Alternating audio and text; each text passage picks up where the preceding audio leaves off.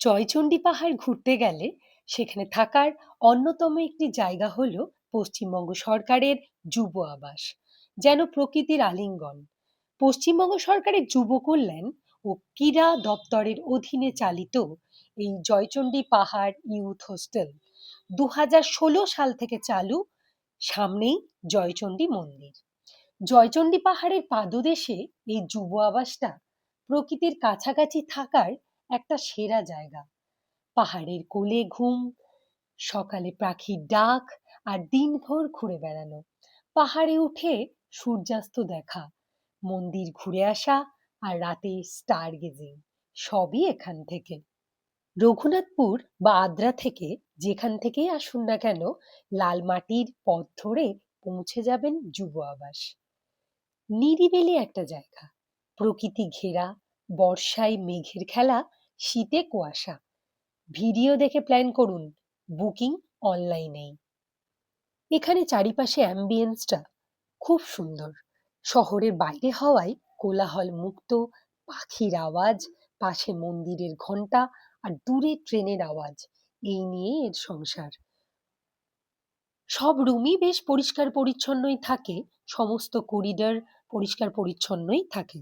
রুমগুলো আরামদায়কই, প্রকৃতির ভিউ সাথে পাওয়া যায়। তবে হ্যাঁ, মেনটেনেন্সের সামান্য অভাব রয়েছে। সামনেই দেখুন ডাইনিং রুম। এখানে খাওয়ার ব্যবস্থা সেরকম না থাকলেও বাইরে থেকে খাবার এনে আপনি এই ডাইনিং রুমে বসে খেতে পারবেন। সব মিলিয়ে আপনি নিরাশ হবেন না। বেশ ভালোই, চারিদিকটা সবকিছুই বেশ সাজানো গোছানো, সুন্দর।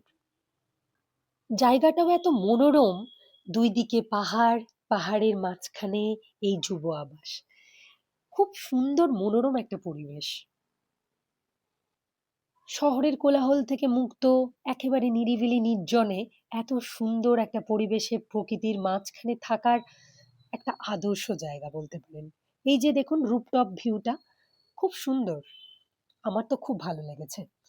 এবার আসি বুকিং এর কথায়। পশ্চিমবঙ্গ সরকারের ইউথ হোস্টেলের এই সাইটে গিয়ে খুব সহজেই রুম বুকিং করা যেতে পারে। ইউথ হোস্টেলের সমস্ত খুঁটিনাটি ডিটেলসও পেয়ে যাবেন এখানে। জয়চণ্ডী পাহাড়ে কনফারেন্স রুম সহ 10 প্রকারের রুমের বুকিং অপশন আছে। তাতে এসি ও নন এসি সমস্ত অপশনই পেয়ে যাবেন। প্রথমে লগ ইন করে অ্যাভেলেবিলিটি চেক করে নিজের প্রয়োজন মতো বুকিং করে নিন। খুব সহজে মনে রাখবেন, অনলাইন বুকিং ছাড়া অন্য কোনোভাবে যুব আবাসে বুকিং করা যায় না। বর্তমানে ওখানে খাওয়ার ব্যবস্থা নেই, তবে অর্ডার দিলে বেসরকারি রেস্টুরেন্ট থেকে খাবার পৌঁছে যায় ঘরেই। এখানে যুব আবাস ছাড়াও পশ্চিমবঙ্গ সরকারের পথসাথী ও একটি প্রাইভেট লজেরও ব্যবস্থা রয়েছে। সব মিলিয়ে আপনি নিরাশ হবেন না, এটুকুই বলতে পারি। খুব সুন্দর একটা অ্যাম্বিয়েন্স। ধন্যবাদ।